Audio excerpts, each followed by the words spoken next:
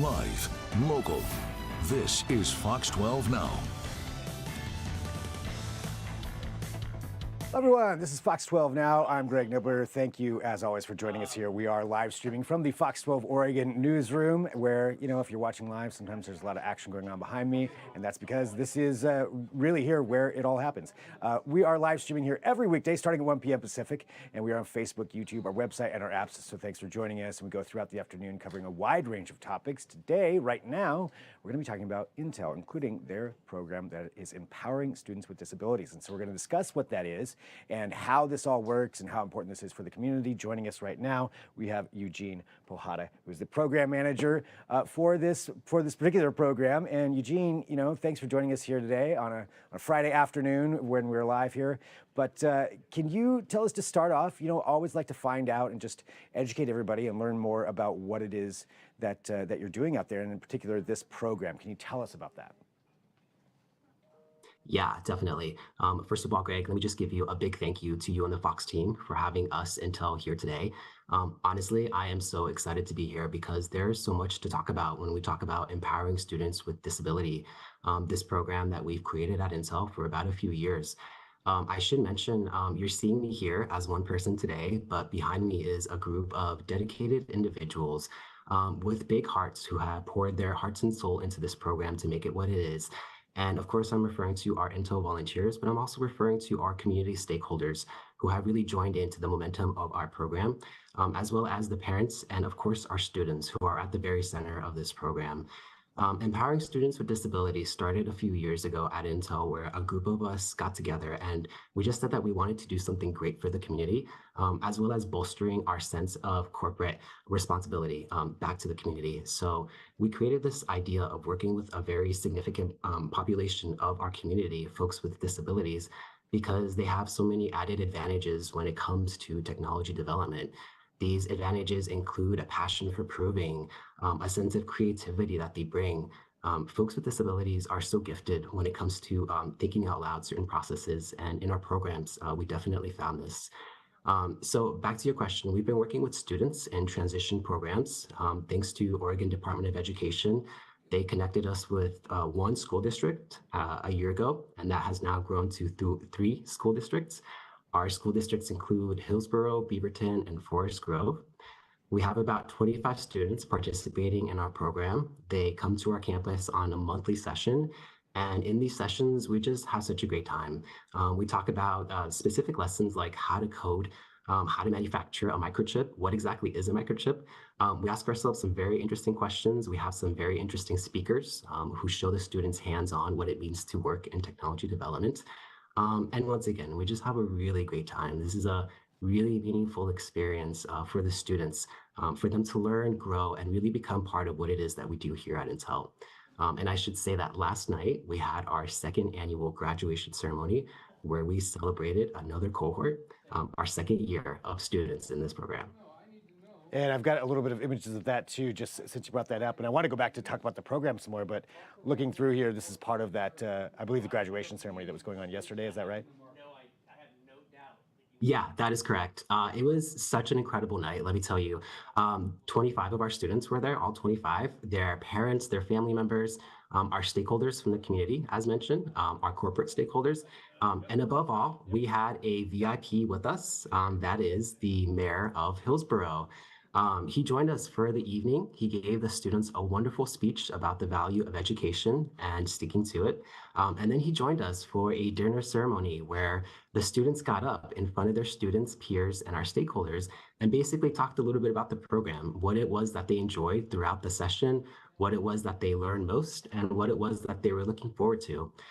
And honestly, Greg, it was during this time when the students were talking that we really saw our influence in their lives. These students talked about how passionate they now were to learn more about technology, to learn more about AI, which was definitely a hot button topic in our sessions. And what this told us is that ultimately we had a positive impact on these students' lives. And if there's something I want to tell you that I said last night to our parents and students, it's that I don't think there's a more rewarding feeling than this. To have had a positive impact for our students, I don't think anything beats that. You know, talking about that positive impact, so looking at the program itself, is this something where, just to understand that context, do you go out to the schools or do the students come to Intel? How does that interactivity work? And is this something that happens every week or is it, every once in a while? How, just to get the specifics there. Yeah, okay. So, Greg, let me take a step back. So, these are monthly sessions, 3 school districts, 25 students total, including volunteers both from the community and from Intel. They come to our campus in Hillsborough once a month, and they stay there for about 6 to 7 hours. We have about 2 to 3 guest speakers per session, speakers who basically talk about anything interesting relating to their job or maybe even a life skill, things like how do you get a job in the community, things like how do you build a resume, as well as all the great technical stuff included, the stuff that we do at Intel. The students are then provided lunch by our Intel cafeteria, which is great. And then we also have some interaction sections where the students interact hands-on with some of our next first generation leading technology, basically brand new computer items, which they give us feedback on. How does this item work for you? Is it accessible? What do you think about improving this? We call this a win-win situation, right? Because not only are the students learning, developing, and growing, but as engineers and Intel stakeholders, we ourselves are getting a good idea of how our technology works for consumers. And once again, I'm going to mention that folks with disabilities are perhaps our most significant consumers because of accessibility and how important accessibility is to them. At Intel, accessibility is a huge and important topic for us, and standing by our values is definitely something that we're pretty good at. I love that it's beneficial, honestly, for both sides when it comes down to it. I mean, how important is it to not only have this ability to help out these students, to empower them, but also, quite frankly, to have them as a resource to provide input on some of this new technology that you're developing and some of the ways that it can be improved? Yeah, absolutely. It's something we refer to internally here as crowdsourced validation. So as opposed to engineers validating their own products, we take the products directly to the consumers and they tell us, hey, what's working well with this and what's not. And this is all before market release. So this gives us a really good opportunity to understand how the product performs before it goes into mass production. We call our students our junior engineers because in a sense, they are helping us develop the next generation of technology and they feel empowered to do so. That is at the core of what we're doing. We want to make sure that our students not only feel represented, but that they feel empowered to be a part of technology development. That was something, honestly, we saw was lacking prior to our program starting. And that's something that we really want to try to bolster with our students and with what we're trying to do. Now, this has been going for a few years, and obviously you just had the graduation ceremony yesterday. So have you kept track of some of these students after they graduate and followed along with some of the things they've been able to do, after going through this program? Oh goodness, yes. I'm actually gonna raise that up by one. So we actually have offered positions to our students. We had 2 students from our program, students who have been there from day one. We offer them internship programs at Intel, and in a few months they'll be starting to work with us. And that is so awesome because, in a sense, they've gone from being members of our community who we're working with to being members of our own Intel family. We talk about creating a bridge between Intel and the community. We've done just this, and these 2 students who will start working with us are such a good example of that bridge being connected.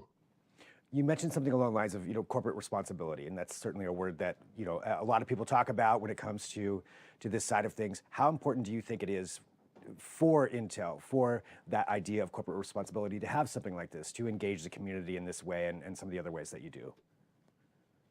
Definitely. So, Greg, you probably know that Intel is one of Oregon's biggest employee provider. We are a very big company. We're spread out across multiple campuses, and there's so many different backgrounds and types of individuals that work at Intel in terms of individuals who are represented and the diversity of our employee group. It is so important that we stand by our values and that we make sure that we have the highest corporate responsibility available because we want a role model for other agencies as well. And a testament to this is the fact that we've gotten quite a bit of attention from our corporate stakeholders around us. We've had other companies approach us, even send guest speakers into our sessions to talk about some of the things that are happening across the aisle. And it's been really exciting because all of a sudden it's gone from this in-house small program to all of these other companies wanting to be a part of what we're doing and then to scale it further. One more small thing that I want to mention, Greg, is that we are talking about expanding our program, not even just in our own borders here in Oregon, but we've been in touch with our affiliates in India, as well as in other parts of the world where Intel is based. And we brought up the idea, hey, look, this is what we're doing in Oregon. What do you guys think about starting a similar program? And everywhere we've gone, we've just received such positive reception. Folks are so willing to help us out, to listen to us, to hear some of the really fond memories we've made in our program, and then to implement it themselves. So both in our community and around the world, hopefully we're having this great positive impact. And all, starting from this template that you created here, going a few years ago, and as you mentioned, going from one school district to now three, are there plans for expansion here in the local area?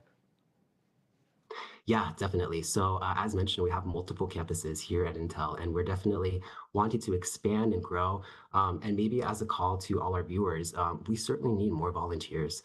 We need more resources for our students, to make sure that they're getting all the help that they need in terms of learning things that are appropriate to getting jobs and to technology development, but also to hosting our sessions, the logistical aspect of having volunteers there and hands on board to help us out. We plan on growing to our Folsom, California site. That's going to be our next target. And then as well, regionally, we're hoping to get more folks. For anybody who's interested in volunteering, it's really easy. We have corporate newsletters that are published on LinkedIn or on Intel websites where we advertise our sessions and our events. The easiest way to remember this is the first Friday of every month. Guaranteed, we're going to be at Intel with our students, with our teachers, with our community partners, holding our sessions. So if folks can remember the first Friday of every month, if they're interested in volunteering and helping us out, we welcome everyone to be a part of this. That's great. So lots of ways that people can get involved then. And, I guess my final thing here that I just want to ask you, how does it feel on a personal level, probably working really closely with these 25 students who just graduated, to see them go through that and now move on to their next phase? I mean, how does it feel? It feels great. And honestly, I like to think of another program in the community, Big Brothers, Big Sisters. A lot of these students have, in a sense, become our family members, and we have connected on a very deep personal level to the point where we are so invested in their success and in their future. I have no doubt that all of our students who are graduating are going to continue to keep in touch with us, ask us for resources whenever they're needed, and continue to be inspired by all the engineers and all the other individuals who have been a part of this program. There's just so much to be excited about. And really quick, Greg, there is one more small note that I wanted to make. During last night's graduation ceremony, we had a community partner donate catering food for the entire event. I'm talking about a local family-owned business called Society Pie, who, when they found out about our events, decided to donate to us pizzas for everybody. We were so taken back that I would be remiss if I didn't mention them here in this interview. Thank you so much to our local family-owned business for that. And once again, a nod to all of our stakeholders and our community representatives and everyone who has been a part of this program. We are so excited to continue to grow, to continue to develop, and ultimately to continue to watch the lives of our students change for the better as a result of our work. Well, Eugene, thank you very much for joining me to talk about this, and what this is doing. Obviously, a positive impact for the community, so that's great, and for this community as well, these students with disabilities, and empowering them, and giving them the tools to succeed like that, and also, them helping you out too. So I love that the two-way road on there, and making that good for everybody. Eugene, thank you very much for joining us here today on Fox 12 Now. Once again, thank you, Greg. Thank you, Fox. You bet. And for everybody who's watching live, again, this is Fox 12 Now. We're live here every weekday, starting 1 p.m., going throughout the afternoon. If this is your first time watching, I say this all the time, but just to remind you, I do recommend downloading the Fox 12 Oregon app on whatever platform you are. It's an easy way to watch this show and everything else that we have here. And of course, watch the segments afterward. But wherever it is you're finding us, thank you for doing so. We do have a lot of different topics that we cover here on the show. Coming up at 2 p.m., we're going to switch gears. It's pretty nice outside if you're watching live right now. We do have the Fox 12 Weather Podcast video edition, so we have all of our meteorologists who are going to be on there talking about that, and you'll want to see the video version. Trust me, that's at 2 p.m. So we'll be right back on whatever platform you're watching on in about 10 minutes or so. So thanks for tuning in. We'll take a break right now. I'm Greg Nibbler. This is Fox 12 Now.